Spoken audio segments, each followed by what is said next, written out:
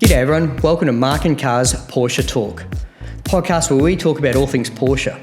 If you love air-cooled, water-cooled, mid-engine, rear-engine, front engine, there'll be something here for you.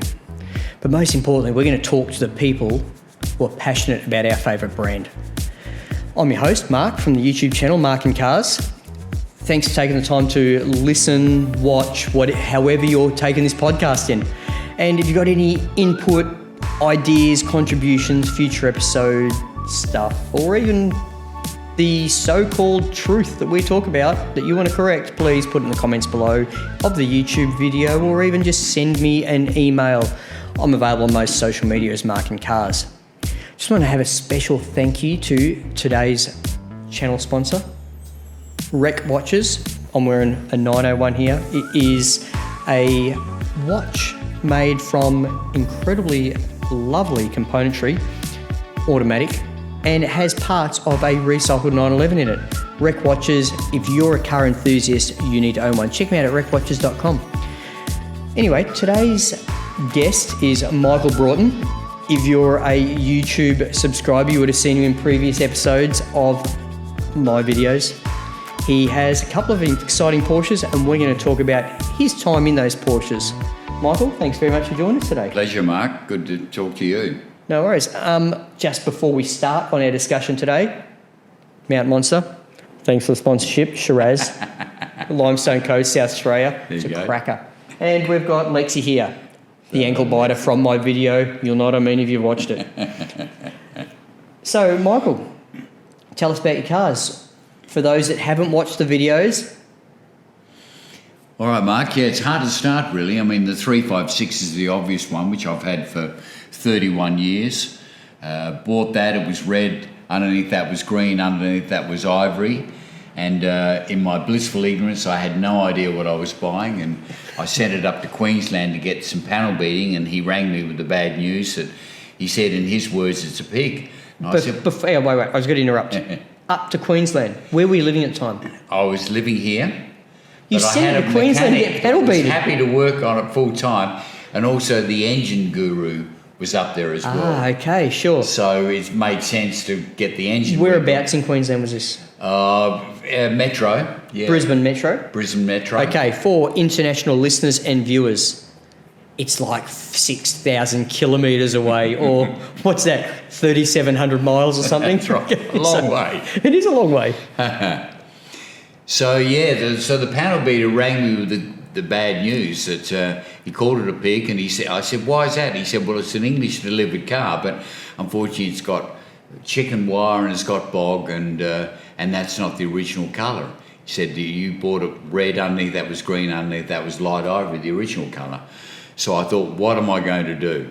And so we immediately, we're talking 911s and 356s, they finished, or one started in 65, so we went to America and found another body because they were buying 911s in that same year. They didn't want 356s. Yeah, sure. So we shipped the whole body back, put it on the rotisserie, used all the matching numbers and everything from my original car. So just that, we're talking 1990? Is that when we're talking? We're talking 1990. Yeah, sure. Yes. Just as a reference point. Yep. Yeah. Cars were... A lot of 356s and 911s were imported from the States back then too, from my own experience. And everyone wanted to convert them from left to right. Left to right, yeah, that's right, yeah. So a pretty affordable option, really. Yes.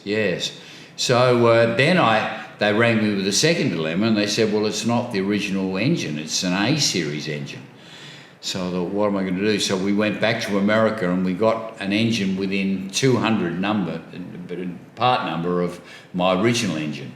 So, okay, so just so I'm clear here. New body, new motor. Yep. What was brought across? We brought the whole body over. No. What was left from the original car? Just suspension components, or what are we talking about? Yeah, well, everything interior? was there with the exception of a body that needed repairing badly. Yeah, okay. So it was a project. And at the time, I just started a new business. I had no money. In fact, I think I just got married too. So there was a bit of pressure on me. Yeah, for sure. But anyway, so we plotted on. So I had this guy doing the motor that we got back over and little bits and pieces. And eventually, the heyday, I went over to Queensland and picked it up. So it was very Did you exciting. truck it back or drive it back? Trucked it back. So yeah. you went over there, drove it a little bit. Drove it a little bit. Had a big smile. Had a big smile and thought, oh, what a wonderful car.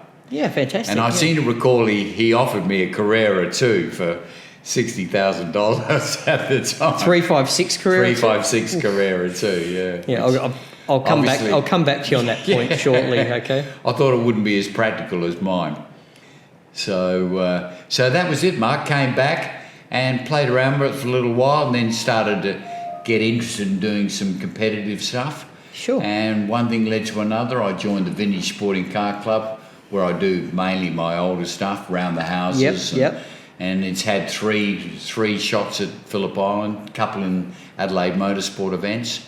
And it's just been a true friend really all those years. Fantastic. For listeners who are unfamiliar with the West Australian motorsports scene, we've got quite a long history of historic style racing. Michael mentioned around the houses. There are regional country towns outside of Perth.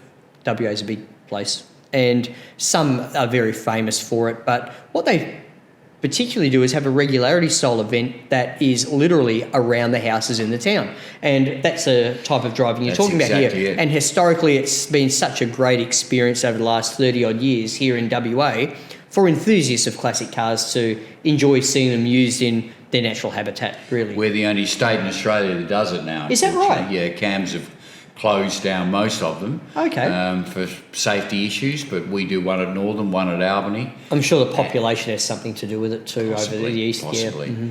But it's delightful. I mean, you call it regularity, you nominate a time, and in theory, if you are most consistent with that time, you win. But generally, you're trying to have a Go as fast as you can, aren't you? without Let's being face silly. it. Yeah, sure. We've got a gentleman's agreement with all those people with cars that are worth a reasonable amount of money. We're not going to be banging fenders to the first corner and things like that. Sure. So touch Yep. wood, I haven't Yeah, had good any to hear. major collisions. And you mentioned the car's original colour is light ivory. That's pretty similar to the colour the car is now. That's the light ivory. It is, yeah, okay, great. I matched it to the original colour. And I'll link in the video below the previous time we looked over Michael's cars on my YouTube channel. And that car's got European heating. Yes, and it's got the external fuel filler tank, which I think was the US model. Yeah, so I don't have to lift the bonnet to fill the tank. Your car's right-hand drive, isn't it? Yes, it is. But Okay. I'm not sure what part we used. I wonder if on they've that. reduced the tank size to do something I've with got the a steering big- column. I've I'd be got a pretty big curious. 50-odd litre tank in there. Really? Okay. Yeah, it's all under the trunk. We're gonna have a one big closer look. tank. We're gonna have a closer look at that in a future video, I think, just because of my experience and limited knowledge on 356s. But basically, to give you guys an understanding, 356s here in Australia, towards the end of production there, which Michael's car falls into, we the right-hand drive cars, they kept the fuel filler inside under the hood, which they had on the Bs, for the Cs because the steering column and everything got in the way of where the fuel tank sits on the left-hand drive cars rather than move the fuel filler on the other side. So, yeah, I'd be pretty fascinated to have a look under there and we should have a close look and see what they've done there. Absolutely, we should. Fascinated. Yeah, definitely. And you've also got a water-cooled car. I have, and I looked for a long while, Marc, on what to get, and I really wanted something with the performance, so I got a GT3 and I got a Generation 2 996. So it's a Mesca engine, it's 381 brake horsepower, and it's a narrow body, and it just has the limited slip diff, ABS, that's it.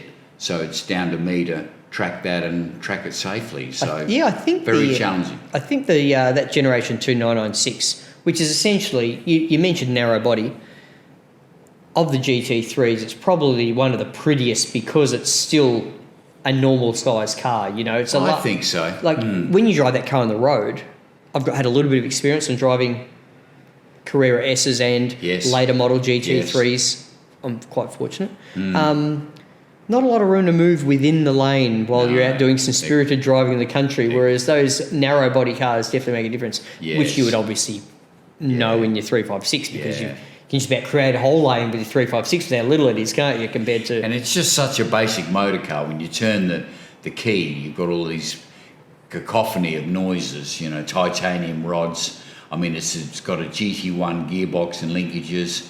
It's got the 4-valve head, so technologically it's quite advanced from an air-cooled, and we'll always have people that say I want an air-cooled versus that, but they had to go that way for emissions and obviously for more power, 4-valve head, and quite a big difference from Gen 1 to Gen 2 in that model.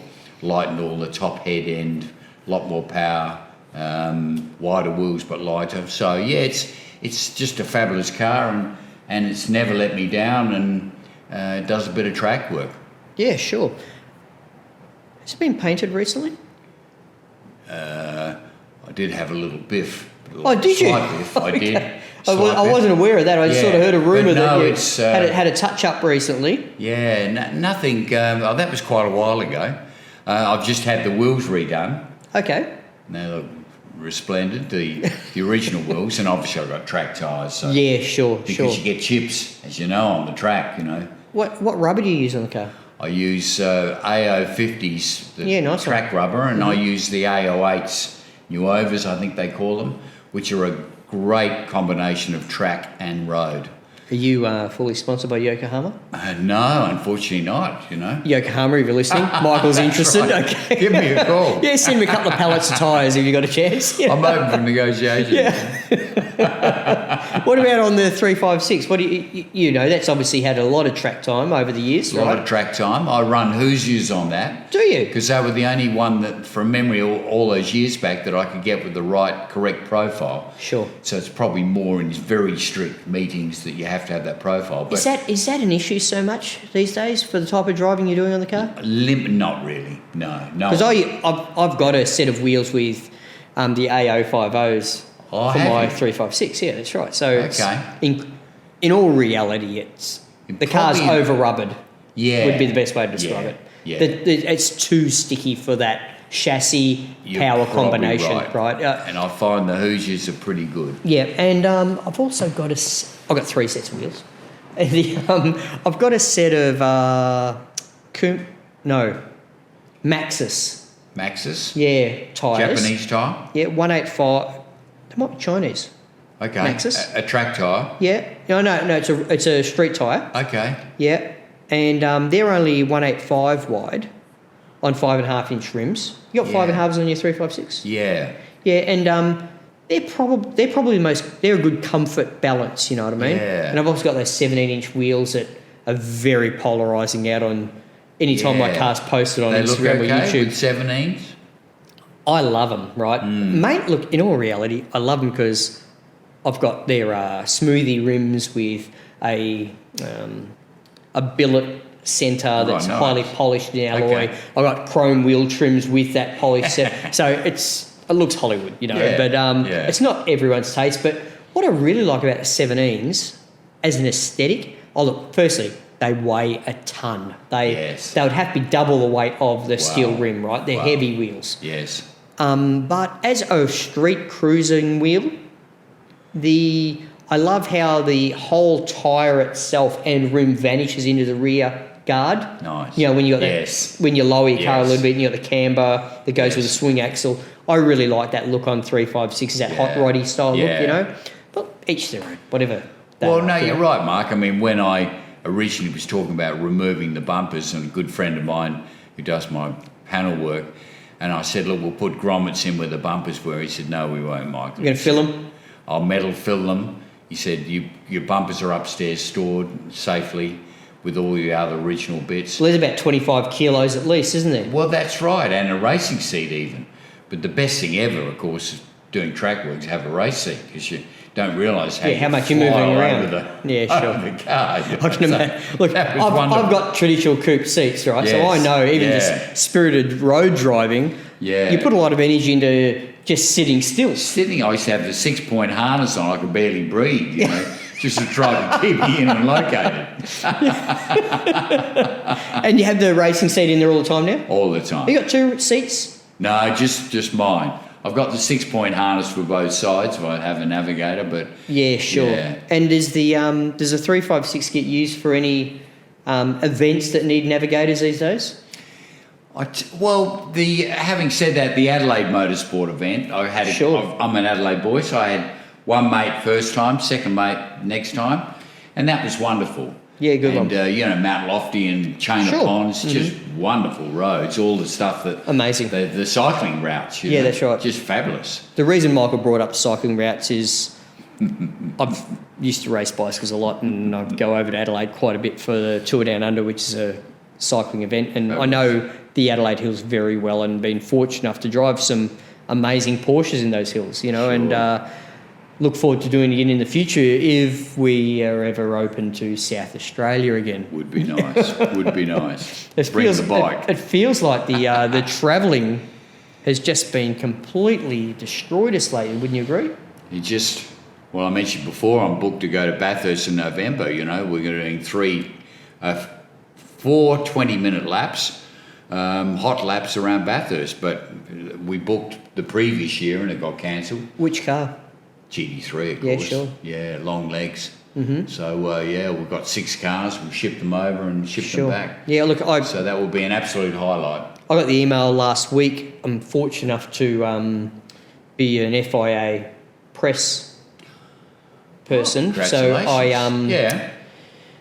got the notification that Australia F1 was cancelled, and I already had all the tickets and everything booked as I did last time it was on, right? Sad. However, I'm from that part of Australia originally, so we'll still go over family and have a weekend away and catch up with family, that type of thing. Yeah. It's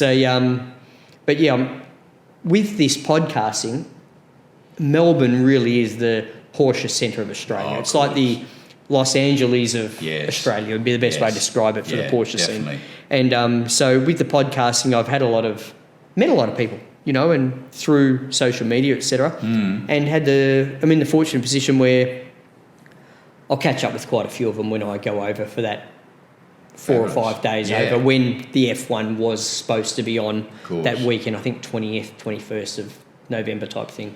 Okay. Yep. So, sadly, won't be getting there for the Formula One, but that's what it is, Yeah. Oh, good. I'm surprised they cancelled it so early, though. Yes. I'm beyond second-guessing, Marc, all this stuff. Quite fascinatingly, the Carrera Cup is on in a few weeks here over in WA. It'd be interesting to see if any of the Melbourne-based teams will come, which is the core of the Carrera Cup, let's face it. I've got an invite to that one, the Carrera Cup, Yeah, so you held at Wanneroo there. So, I don't know. I'm planning on doing some video and work and promotional work with one of the Melbourne-based teams, and they're still undecided as to whether they're coming over. Oh, pity. Yeah. Because we've got a couple of the Love Boys, of course, here that are doing extremely well, so hopefully they get over. Tell you what, hard way to earn your stripes as a racing car driver, isn't it? So. I think so. If Courtney, who is listening to this, I interviewed her on one of my very first podcasts. She's a young lady in Melbourne who's racing Carrera Cup. Fabulous. And 19 years old.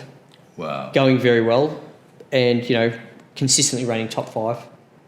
So great to see for a motor racing career, but the challenge is real for funding of that outcome. When they can just shut it down. Or not just that, just finding sponsors in general that want to... Be very brave, wouldn't you, with the uncertainty? I really love the idea of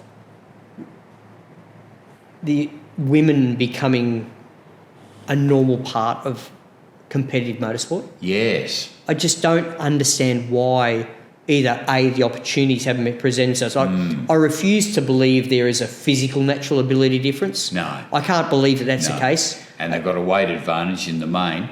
Generally, I agree. Some fabulous women from the past. Of course. Doing everything from Indianapolis to you name it, all these women. World Rally Championship, the whole thing, for sure.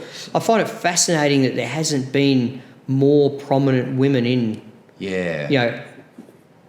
top-level motorsport. Yeah. Not to diminish any that have achieved those outcomes, don't get me wrong, but I just find it fascinating that, we haven't had the real competitive... They haven't obviously been groomed at that younger age, which is what they need to do to get to that level. Yeah, but you'd think with the evolution of what we've got going on, it has to happen. Yeah. There has to be a Formula One competitive female driver. Yeah, exactly. And certainly doesn't need to be a separate class. I mean... if that's the pinnacle in your mind, you know what I mean? Yeah. Because, look, let's face it, at the moment, F1 is the pinnacle of motorsport. Of course it is. You know, 20, 30 years ago, it might have been WRC. At times, it's been World Endurance. But, yeah, just in the last, my generation, we haven't had them. Well, digressing slightly, I do a bit of boxing, Mark, and my coach said to me, often women are very good at boxing because they listen and they actually embrace the technique. Just interrupt here. Where's he found those ones? Just joking, ladies. Yeah, just joking. Right, yeah. Your wife's not listening, of course. There's no fear of that. No, but in all reality, I get what you say. They listen and learn and try and enact rather than go gung-ho and swing their arms brute like force and stupidity. Pub door at midnight, you know. Yeah, sure. If we can sort of come back to your 356 for a bit. 30 years is a long time to have that car. It is. Do you think it's going to go when you go? Is it going to stay in the family? Probably not, because my son has never really, as so many of your children often have, that they have a different desire for different cars. Sure. You know, Aiden loves my Mercedes, the little hot Merc. Still got it? Still got it. That's my day car, really. Yeah, okay. But the 356, I mean, he looks at the GT3 and he says, "Oh, that's a pretty cool car, Dad." But what's that old thing doing in there? Yeah, that's right. It stinks. So the 356 would just be there forever, really, Mark. I mean, okay. Somebody said, "You want to sell?" I said, "No, I don't." And we're not even talking money. I don't want to sell. Yeah, but why would you? Why would I?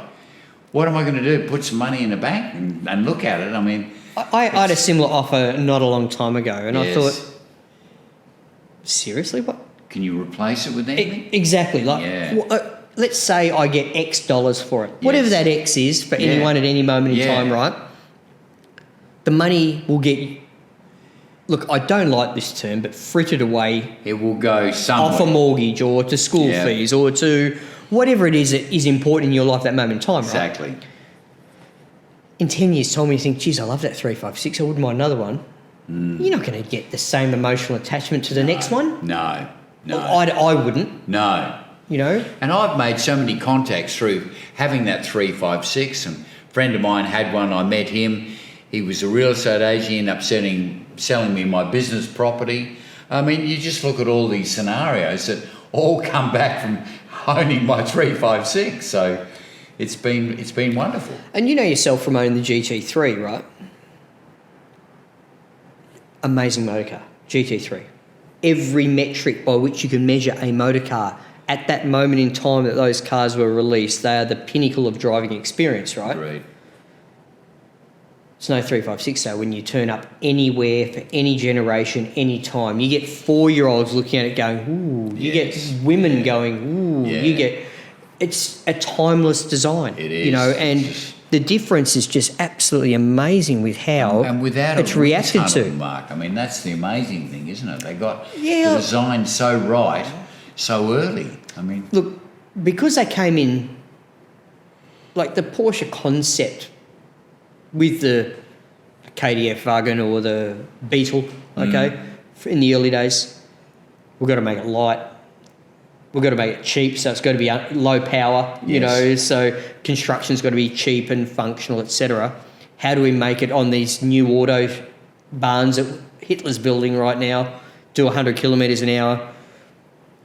All the logic had to be there, you know, like the Porsche family and their engineers they employed, like Erwin Commander, etc.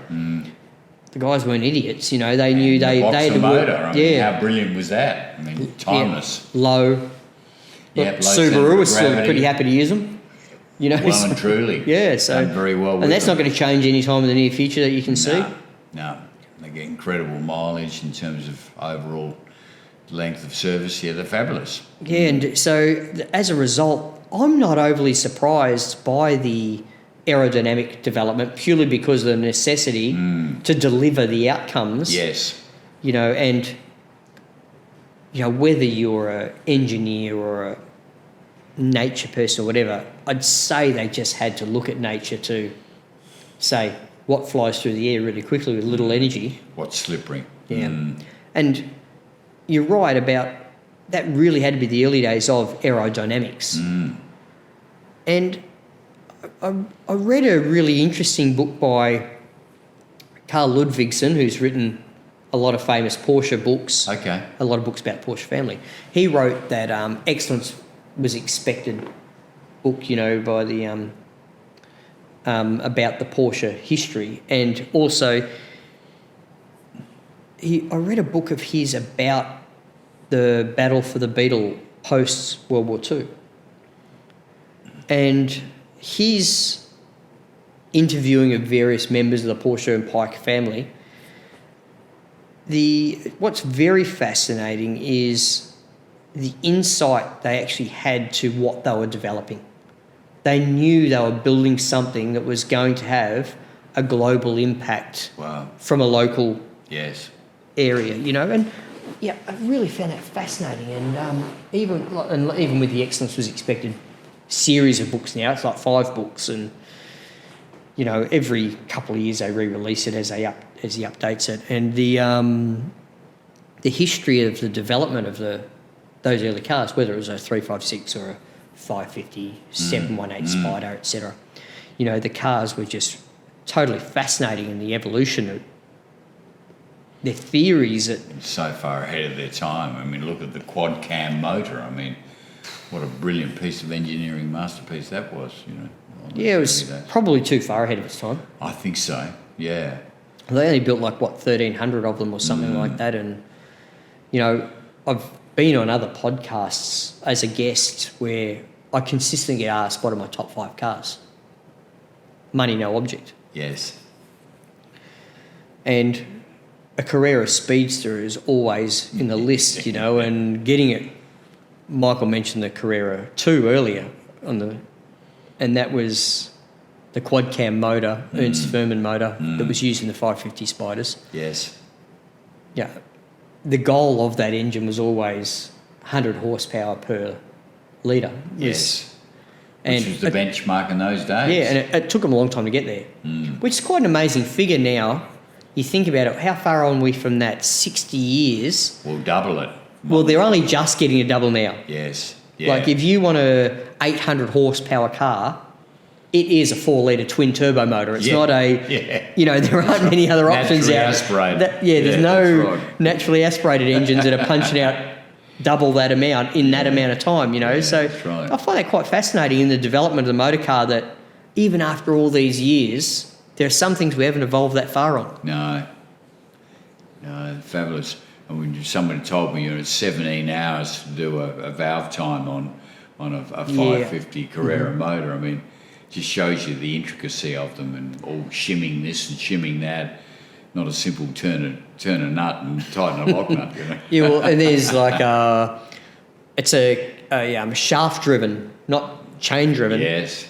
Cams. So apparently there's like lash in the shafts that, probably as they rotate, they impact, you know. And I've got a message out that hopefully in a future podcast we'll be interviewing somebody who's responsible for doing that to the cars here in Australia. That'd be nice. Yeah, so it'd be interesting to hear I can't even imagine spending 20 odd hours. Yes.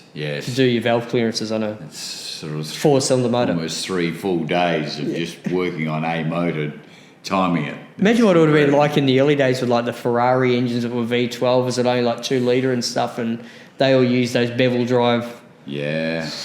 Or the 917s, flat 12 cylinders. I mean, mind-boggling that you could even conceive something that complex. What a fun! Yeah, it's interesting you bring that car up, because I've got an interesting. I'm sure if you're a Porsche fan and you're listening to this podcast, you'd have the 917 tome. It's a history of every chassis, 917.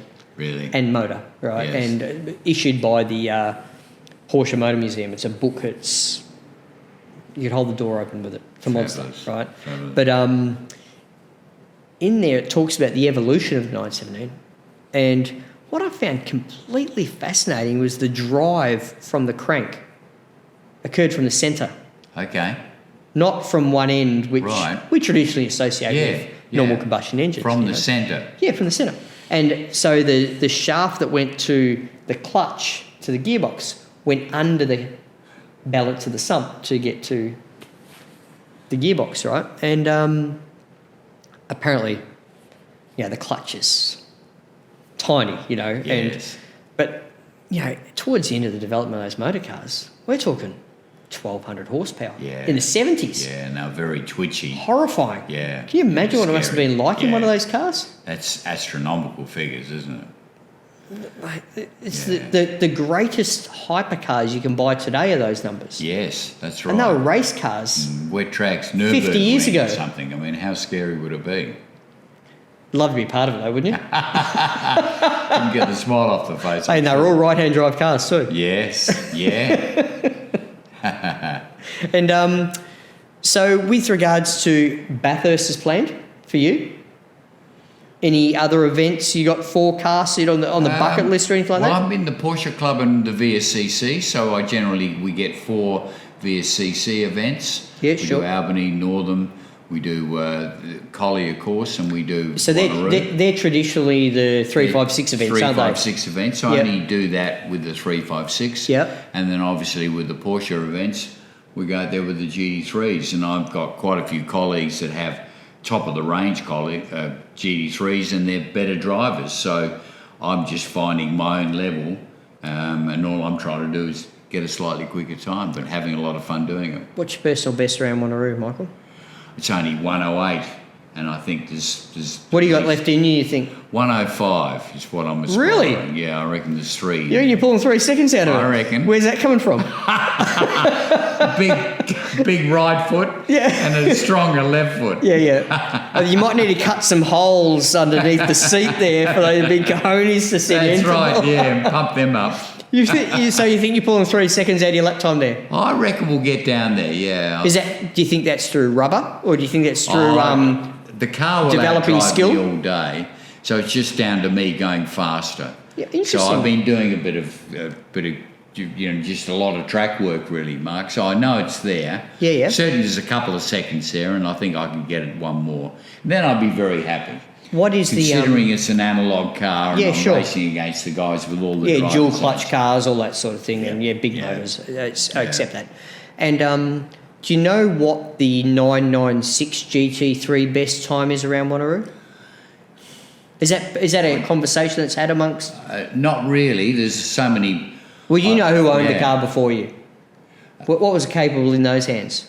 I don't know. There wasn't much track time at all done on mine. Yeah, sure. But to my knowledge, if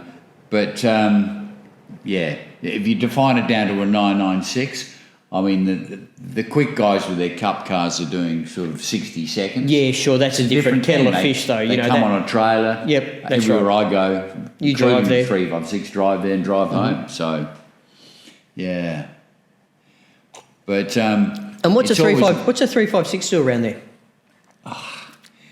Probably another 8 seconds. I'm just trying to think. I haven't timed it for a while. Be probably 8 on top of that. How does a 356 time around the track? I've done no track time in a 356. Yes. I've got no experience with it, right? Yes. So I'm just out of curiosity. Yes. Compared to Formula V cars.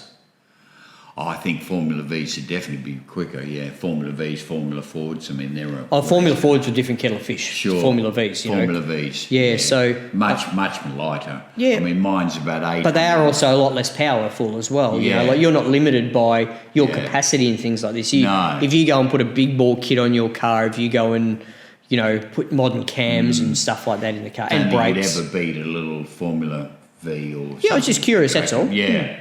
And not that I've compared times, Mark, but I mean... Cheap form of motorsport these days, buying if you trailer a Formula V just for track time and not competing, it's a pretty cheap car. I would have loved to have had more time, and I'm always trying to get some time out there, just in any car, really, whether it's the GT3, push that edge, or just to go out, because I've learned very quickly with the Formula Ford or a Formula V, if you're not pointing in the right direction and you boot it, you spin so quickly. Yeah, sure. And what a great lesson, because if you can extrapolate that to every other car you drive, sure, you realise how important it is, braking a straight line, obviously, trailing throttles, all those things which I'm only really learning, Mark, at my old age. You know? Sure. But because we're receptive and you're willing to learn and listen to somebody else, it's wonderful.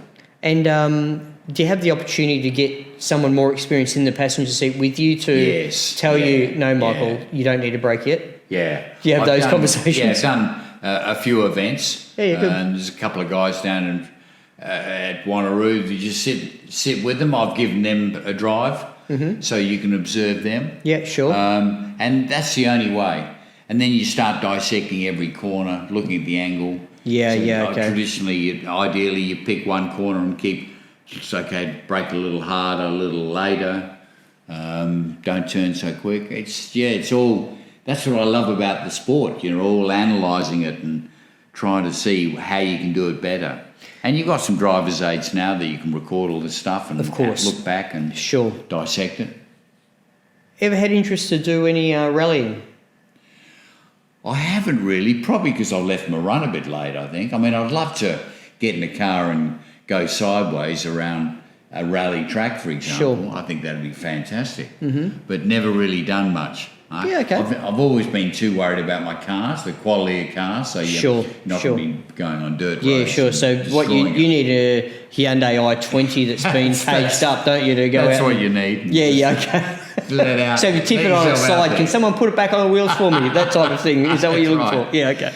Yeah, with a pit crew. What a luxury, eh? I just think about it because for me, I've always held the WRC drivers as the best drivers because there's so many variables compared to a track, you know what I mean? No dispute on that. Yeah, and it's not Silverstone that you've done a million times. Yeah, that's right. This is an unknown quantity. You've done the reconnaissance twice, and then something could have happened since, and you're relying on navigators telling you the notes and but even that, half the time you hear these interviews with these drivers, I don't listen to them.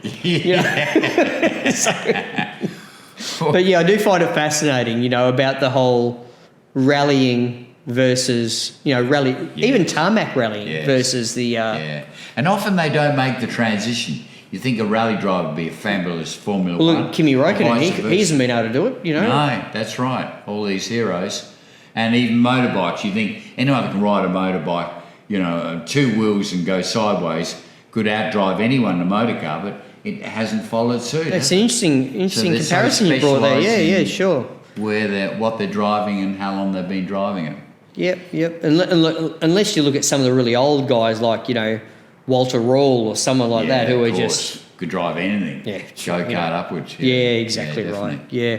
It'd be fascinating to see what Lewis Hamilton does when he gets the boot from Toto. Yeah, that'll be a reality check, I guess. If he decides to continue in motorsport, of course, like the guy's probably earned $1 zillion, hasn't he? Let's face it. That's right. But but he does have an ego, so he may continue it. Haven't you? The Landos and all these young heroes. It's making the sport exciting, isn't it? Yeah. And maybe they need to streamline the whole thing, make it less complex. I've personally, my biggest concern is that it's no free to air. I think that's a travesty, really. Because how do you encourage people like me to go to a Formula 1 if you don't have Foxtel or you don't want to have Foxtel and you can't see the thing unless it's delayed telecast? It certainly makes you feel like it's a money focus as opposed to a sport focus outcome, doesn't it? And the complexities of the tyres and all that radioing back and instant engine management, I think that, I'd like to see all that go really and keep it very much simpler than what it is now. What do you think about Formula E? Have you watched any? I haven't, to be honest, Mark. Yeah, okay. I've seen an e-bike go around the Isle of Man. Yeah, really? Which is a pretty awesome experience. All you hear is wind noise. Yeah. And it was only good for one lap. That was a couple of years ago. Yeah. That's usually enough, though, let's face it. And 130 mile an hour. Yeah, that's right. It's just an awesome thing. But being old school, how do you buy a car mag these days if you're not interested in e-cars? Yeah, look, it's an interesting point you bring up. I don't confuse Formula E with driving. Okay. Myself, I'll tell you what I really like about Formula E is to impact the sport they've done a few things that... Hang on, firstly, this podcast is not sponsored by Formula E. These are my opinions only. Okay. I really like how Formula E focuses on only street circuits. Yes. I love that. You know, I love that someone can walk up to somewhere in a town and watch top level racing. Yeah. Not paying to go into an event, right? Yeah. That appeals to me a lot. So is that what they're doing with Formula E? It is, yeah. Formula E is only street circuits. There's no track circuits, okay? The power outputs of all cars are managed by race control. Okay? Is that right? Yeah, so they've got this thing, which is a little bit gimmicky, I accept that, but it's only gimmicky because of how we do it today. If there was a comparable thing in the past, it would have appealed to us, right? And that is using a phone app. You can support your favourite driver. The driver with the most votes can get like 350 horsepower DRS type things that race control give them once the app results come in. So based on the voting, yes, you can get more power. You get more power out of your car for the event, okay? Okay, that's an interesting philosophy. It is, you know, and like, you know, if you're a big fan of, say, Sterling Moss and you could give him 50 more horsepower because you loved him, you would have loved it. You'd do it. Of course you would, Very you know. happy. The fact it happens on a phone is a little bit distracting from the whole thing in the process of it, but the reality of it as a racing car enthusiast, you know. Yeah. There's also a really fascinating aspect that is relevant to modern technology, and that is gaming. Okay? You can watch a Formula E event through your gaming console. Yes. And compete in that event as a ghost driver, and you're competing against those cars to see where they are at that moment in time during that race. How good's that? Yeah, and as a kid, if you're a gamer, that type of thing, these are great ideas to get young people into the motorsport. Now, the fact that it doesn't have a motor, to me, doesn't really change. Oh, sorry, internal combustion motor. Yes. Doesn't really change these methods to attract people to the sport. Yeah. Everything I've said so far, I think, are great tools to get people to the sport. And there's a definite correlation between someone that's quick on a game and then goes to that track. I've seen it. I've seen it at Nürburgring where they've invited people that were very good playing the simulators. Simulators, and guess what? They're pretty damn handy on the track too. You know. Yeah, well, they had limited track experience. They had that Carrera Cup kid. Who was? Someone will tell me in the comments below. Okay. Who was a lap record holder on simulator. Didn't have his license. Crazy. They got him in a Carrera Cup car. Yeah. Came second in his first race. Oh, that's just... Well, that says it all, really, doesn't it? Well, what it actually says to me is track knowledge clearly has a large amount of impact if everyone's in similar powered cars. And let's face it, in Carrera Cup, everyone has very similar powered cars. Sure, there's suspension set up and all that sort of stuff. I completely appreciate that they've got some flexibility to work there. But the reality is, if they're in those types of cars, that everyone's very similar power, that track knowledge clearly, like this guy's probably done 600 laps of that circuit. Mind-boggling. Whereas you talk to someone who's a self-funded racer, they've done 30 laps because it costs them $600 a lap or whatever it does to have the people there and get the car there and do all those sorts of things. You could refine it so much, looking at your times, looking at your exit points, to the nth degree. Entry speed, you could just tweak it, you know. And I've had a go in a simulator, a very expensive simulator that the whole thing moves and all this sort of stuff, right? Yeah. I struggle to associate it with a driving experience. That's me, right? The brake pedal doesn't feel right for a start, does it? I mean, it's just... Oh, look, the car I was using on the simulator, I didn't know what a brake pedal was supposed to feel like in. Okay, it was a 918, no, maybe 909. What's the Le Mans car called that Porsche had? Oh, LM. Yeah, the LM car, LMP1 or something. Yeah, but what was anyway, whatever the model was. So top of the what's it? Yeah, the Le Mans winning car. Yeah, right. Awesome. Yeah, I didn't know what the brake pedal was supposed to feel like, so I don't know if it was the feel was good or bad, you know. But it was programmable as well. Yes. Okay. And I couldn't associate what I was feeling and track, and in all reality, the biggest problem I had was sensation of speed. In a car, I can feel it, but on a simulator or in a game, how fast things are moving by, knowing when I've got a brake and things like that, I found quite challenging. That's right. You got to keep looking at the speedo to see what speed. Yeah, exactly. That's right. Whereas in a car, you're not looking at speed. You look at how fast things are going by your window. It's me anyway. But it was funny. I went down to one of the places where they got the simulators. And sure. I was with a mate, and he said, "What are we going to do?" He said, "Let's do Bathurst. What are we having? We'll have a GT3, of course." And we get on there, and I've got no idea what. How many times you praying it? Well, I had a big wipeout, and then I'm back on the track, and I come flying over this hill, and I T-bone my mate, and I hear him screaming, "For God's sake, what happened there?" And I've got back on the wrong way. And you were driving back down the hill, I T-boned him over the hill. He didn't have a chance, you know. Classic.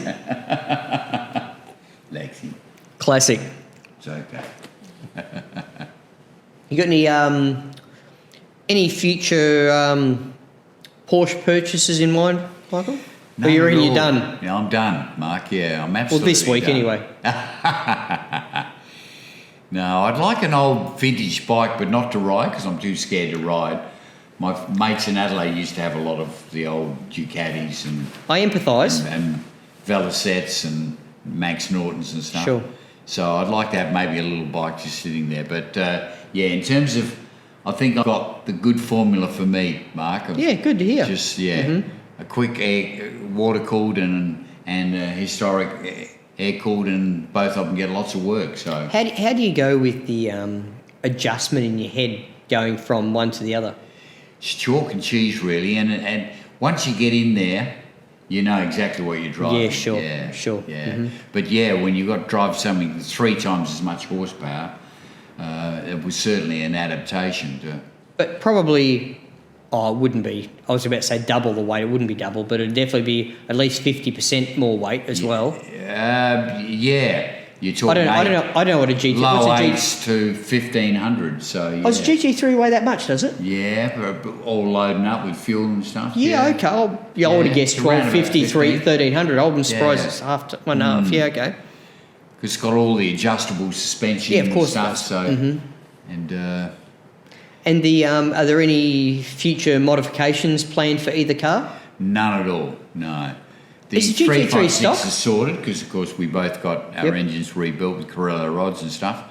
I don't do a thing. I mean, I had to replace the discs on the front. On the GT3 you talk about? Just wear and tear. And I said, should I go slotted? He said, no, Michael, you go exactly what the 996 had because Porsche know everything. And you don't need to change a thing. So. And let's face it, this is Richard. This was Andy. Oh yeah, okay. Yeah, yep, for sure. the GT3. Yep. But yeah. Yeah, interesting. The So I the figured GT3 is pretty stock, is it? Absolutely stock. And fascinating. 48,000 kilometres. So 2003. So obviously low mileage. Yep. And just. I mean, when my tuning guy was round Wanneroo, that's John Herney, I gave him a drive. He said, I love this car. He said, this gearbox, the way it drives is just wonderful. And that's nice for someone who's not really a Porsche man. Yeah, sure. Driven a lot of cars. Yeah. So, you think, well, thank you for that. Yeah, well, I've never heard anyone getting out of a GT3, any series, saying, oh, yeah, that's terrible. Well, I just saw the Targa West, some highlights, probably the most recent one, and all the GT3s in there, I saw 3 or 4 that were very competitive. They're all 996s, ironically. Sure. You know, you think you'd go a later model with more power. Oh, look, they went through a period of affordability, though. Yeah. Well, they've since bounced significantly. Yes. You know, like, in all reality, today, I'm a price follower because I've been in the market recently. The market, yeah, that's right. And firstly, 996s just don't come up anymore. Yeah. Everyone's got them, is GT3s, keeping them, right? Yeah. When I say, I'm talking GT3s here, 996 GT3s. Yeah. One day. There's half a dozen 997 GT3s for sale at any moment in time. Yeah. But 996s, forget it. They just change hands like that. That's interesting, isn't it? Yeah, and most of them change hands without going to market. Yeah. And in all reality, if one isn't selling off market, they're more expensive than 997s anyway. Yeah. Yeah, that's right. You're talking 997 money for a 996. And this is certainly no criticism of your car or that generation of car, right? Sure. But traditionally, Porsche don't make a worse car than their previous one. No question. So a 997 GT3, you'd have to make the assumption, is a better car than a 996. More power, more driver's aids, a lot more sophistication. Or whatever's needed to make the car go faster. Exactly, right? Mark. Yeah. And they're still Mesga motors. Yes. You know, yes. 997, even the Series 2 cars. Yeah. They're incredibly robust motor cars. Yeah. Sure, 991 GT3s came with their fragile motors that Porsche remedied, right? Okay. But 6s and 7s, they're just... Yeah. I just don't understand why the 6s are so expensive. In all fairness. Yeah. I've only probably driven 2 996 GT3s in my life. Yes. And 1 997, so Yeah. I don't have experience in the cars like, Sure. regular, Sure. people that are in this space doing what I'm doing right now typically get more experience in. But I'm just really surprised, and I'm quite fascinated to get behind the wheel of a new 992 GT3 to find out I'm sure if it's the lovely hype's in a lot real. of ways, yeah. They're just big cars, they're just getting so big and wide, Michael. Big. Went on a cruise on the weekend with Edward, and there was a brand new Carrera there, and it was huge. Look, I actually think 991s are big cars, Yeah. You don't have a lot of room to move in the lane. No. And that's how I see it. That's my metric that I judge by. Yeah. The road's this wide in your lane if you want to keep it, because, when you go around a bend, you've got to be conscious of what's coming the other way. Of course you do. If you don't have much room to move in the lane, everything's relying on the mechanical grip that the car comes with, not the line you're taking. You're right. And even down to parking it somewhere, Hopefully you don't go shopping in it, but I mean, it's just trying to manoeuvre it around and, On that point, what could be better than life than you having a GT3 that you can go shopping in? Pretty good. Yeah. I mean, the visibility is pretty abysmal with the spoiler and stuff. Oh, no, look, in all fairness, though, Yeah. a comparable car, what are you going to buy, a Huracan? Yeah. Lamborghini? What do you think the visibility's like in that? That's right, exactly. Or an AMG GT? or you wouldn't drive it anywhere. You'd be scared it would break and leave you on the side of the road. Yeah, look, I'd be more concerned about what people think of me when I get out of it. Yeah. Look at that. Yeah. Yeah. Well, that's part of the reason I dress mine up a little, because I do track work anyway. But I just think psychologically someone would be less inclined to look at this guy and say he's a wanker, because he's got tow hooks and he's got this and that. Sure. So he drives it. Yeah, As opposed to the brand new Porsche that it's someone wants to we had an interesting discussion at work today about this, about the buyer of a Porsche. The person that's chasing the prestige associated with a badge compared to the person that's chasing the automotive experience as an enthusiast. And yourself, you've dealt with both sides of this discussion. Sure. Both Michael and I are members of the Porsche Club of WA, so generally, nearly everyone in the Porsche Club of WA are enthusiasts. They're not brand chasers. That's right. They're either social, they love to do social runs, some do tracks. Yep, exactly. Some do both.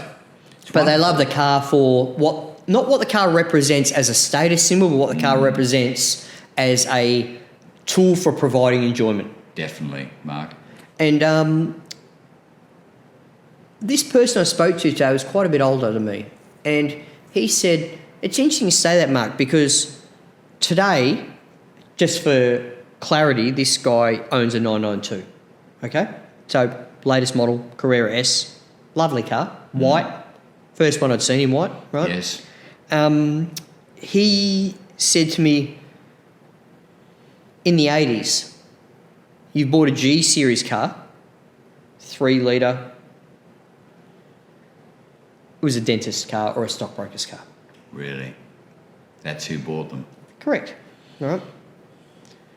Today, he seemed to think whoever's buying the latest are automatically branded as the brand chasers, the people looking for the prestige associated with the brand, not necessarily enthusiasts. Yeah. Now, I've got a good relationship with the people from Porsche Centre Perth. Sure. And from what I hear from them, it's definitely otherwise. There are a lot more people buying these cars because they're great driving cars as opposed to being the latest and greatest. In this day and age, people, and this is no disrespect to the people who buy the cars I'm about to mention, but Lambos, Ferraris and McLarens tend to hold more prestige as a product of demonstrating your wealth. Yes. Okay? Definitely. So the Porsche cars, they say, have been really, sure, they don't get the attention they may necessarily deserve out there, but that's what they've told me, you know. And when I see the cars, though, out on the road, like there aren't a lot of 992s that I see on the road as a general rule. They just don't seem to, they're not driving enthusiasts. They don't look like driving enthusiasts when they're driving the car, you know. Yes. And that could partly be because, you know, simple things, the cars don't come in manual. Yeah. Could be. I don't know. It you know, could be. even though after driving PDK cars, the PDKs are amazing. Extremely efficient. Oh man, just No question when you're about it. smacking through those gears in a PDK car, it's incredibly rewarding. If you want a know. quick time around the track, you've got to get a PDK. But even if you want excitement in the hills, Michael, you know, if you're whacking and that pedal, down change and everything else, it's incredible. Wonderful. Right? Yeah. So it's a big difference to what the Tiptronic cars were up until the generation 1997. I'm going off memory here. I'm sure someone will correct me if I'm wrong. Sure. But the cars themselves, you know, and the PDK cars. Like I did a video review on that 987 Boxer Spider that a member of the club had. Okay. I can't remember being that excited about driving an automatic car. Yes. You know, it was just so invigorating. Yeah. And like now they're better. You're talking twin sequentials and... all that sort of stuff, you know, it's just... Milliseconds. Yeah, as soon as you smack that lever, right, it's just... you know. And I'm sure it's the same in your AMG. Yeah. That'd be a dual clutch That's right. car, You can't wouldn't it? outdrive that car manually. No, it wouldn't be possible. It wouldn't be possible, sports would mode, it? No. it's all over. It's the quickest time. Yep, and it's... Down changes. It's just wonderful, really. Which sort of contradicts myself on the whole manual. The 992 doesn't come in manual. Yeah, you know we're old school. I don't know, you know, it's... yeah. I do like the third pedal. Yeah. Oh, yeah, and I think, I mean... But it might be because I'm getting old too. Well, that's just what we know, really, Mark. I mean, unfortunately, a lot of people don't have that skill, you know. Yeah, look... But... it's going to be interesting to see whether people consider that a skill in the future, isn't it? Well, one day it'll be gone. I mean, the manuals are, destined to go at some stage. But they're still cranking the things out. Like that's right. Go out and order a brand new 992 GT3 Porsche learned Touring. a long time ago. The public dictate what they're going to buy. We've got a brand new 928, and 911s are obsolete. Well, no, it ain't. Famous last words, that one. A long time ago too. Yeah, of course. Yeah, it was. All right, then. Well, I really appreciate you taking the time to chat to me. My pleasure, Mark. It's been an interesting chat. Yeah, always good. Yep. And look forward to seeing you out on the track sometime in the near future. For sure. Thanks very much, mate. No, pleasure, Mark. Thank you. Thank you.